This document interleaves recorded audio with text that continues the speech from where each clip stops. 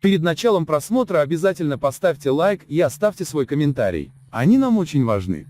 Туркменские активисты призвали Эрдогана обсудить с Бердымухамедовым проблемы мигрантов. 9 туркменских оппозиционеров и активистов направили президенту Турции Реджепу Таyyипу Эрдогану письмо с просьбой в ходе предстоящего визита в Туркменистан обсудить с Гурбангулы Бердымухамедовым проблемы туркменских мигрантов. Об этом 12 мая сообщила радио Азатлык.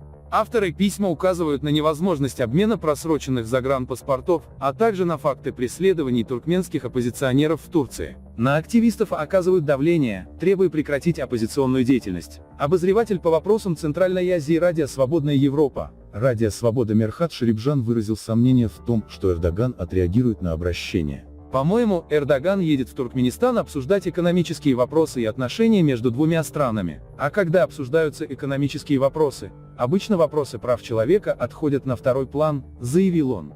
Тем не менее, обозреватель отметил, что сам факт обращения заставит международные организации и СМИ обратить внимание на проблемы туркменских мигрантов.